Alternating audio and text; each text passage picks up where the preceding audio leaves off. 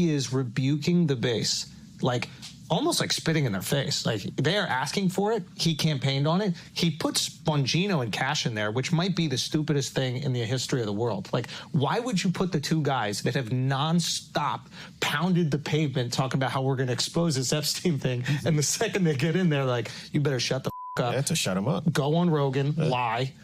Like, it is a very peculiar thing. It worked in that I think it moved any of the smoke off of Trump, because at least for me, I was like, there's no way that he's involved if he's putting Bongino and Cash in, who have campaigned on exposing it. Like, why would you hire those guys or appoint those guys, right? So I'm like, he can't be. But the fact that he will not touch this, and then this last week, him doing the distractions, bro, dropping the MLK file. Like, who asked for the MLK file? The second he started talking about Obama, I was like, oh, he's guilty. Yeah. Also, like, why are you talking about Obama and treason? You got a guy who has sex with teenagers that you are protecting. The Epstein stuff is so crazy because when Kash Patel was on here and he was like, there's nothing. And I was like, what are you talking? Yeah. I didn't even know what to say. My thought was, and people are like, why didn't you push back more? My thought was like, I'm just going to put this out there and let the internet do its work, because there's nothing I can. The guy's saying there's no tapes, there's no video. That doesn't make any sense. Everyone knows it doesn't make any sense. The whole thing was nuts. And then he's like, well, we have a film. We're going to release that film. And the film has a minute missing from it. Yeah. Like, do you think we're babies? Like, what is this? The backstory, of course, FBI Director Kash Patel, who was on Rogan's show last month, promising to release everything that the administration could. But Patel has since faced blowback from Trump supporters after the DOJ earlier this month released a memo confirming that Epstein had died by suicide and that there was no evidence the financier had a client list that could lead to more prosecution. So, John Heilman, you're our Manosphere correspondent, and I wanted to get your sense as to why you think this is a rift. We know that the Epstein conspiracy theories really erupted on the right, and President Trump, for the first time, has been unable to sort of put it back in the box. Like, these people, Rogan, Schultz, the like, they're not letting it go.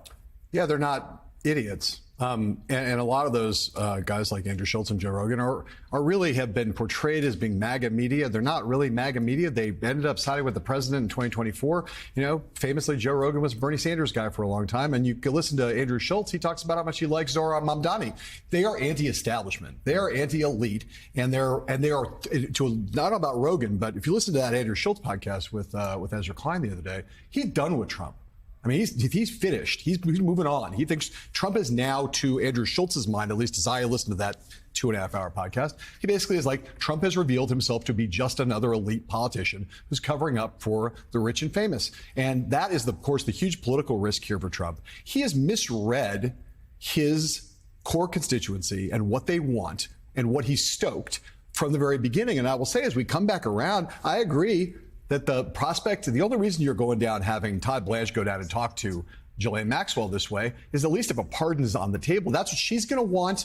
There's no reason to send Todd Blanche down there if you're not going to have that conversation. And if they give her a pardon now, it will do nothing but make this worse. Because again, the Andrew Schultzes and Joe Rogans and many of the people on the base, including people like Marjorie Taylor Greene, will see that for what it is. She's the woman who knows everything, and she's going to be given a pardon now with Mike Johnson saying she should have a life sentence. She should have worse than a life sentence. If she's given a pardon to stand up and say Donald Trump did nothing wrong, no one in Trump's base or in the Manosphere or anyone else who wanted to have clarity about Jeffrey Epstein, no one is going to believe it. It's going to make Trump look even guiltier. Yeah. Another potentially vast misreading of what he has unleashed here. Yeah, that would be an extraordinary firestorm. And Ali Vitale, let's go to you.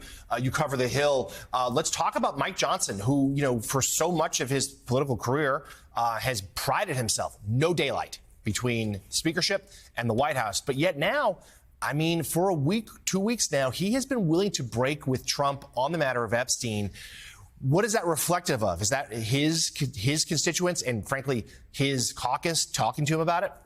Yeah, it's the realities of the conference, right? Because no daylight works when you're passing legislation that's in lockstep with the White House. Every Republican wants to say that they notched a legislative win.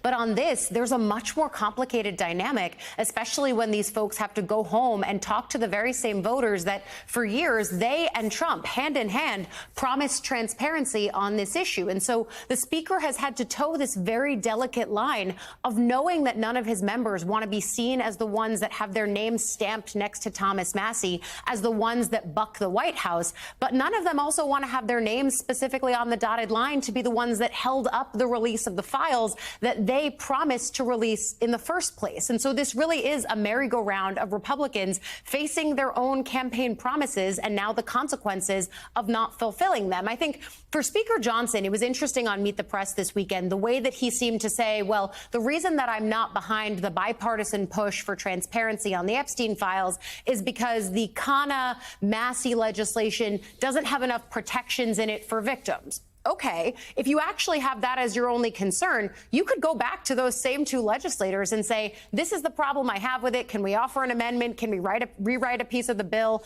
That could be something that's actually a pretty easy fix. And so if that's the central problem, there's a way to get around that and actually pass this legislation. And so the speaker is clearly trying to buy himself some time. Senators have been even more transparent about that they want DOJ to be able to buy the time to talk to Maxwell. That's, of course, problematic for all of the reasons that Lisa and David have pointed out. But this is a stalling measure that's only bolstered by the fact that August recess is on the calendar every year.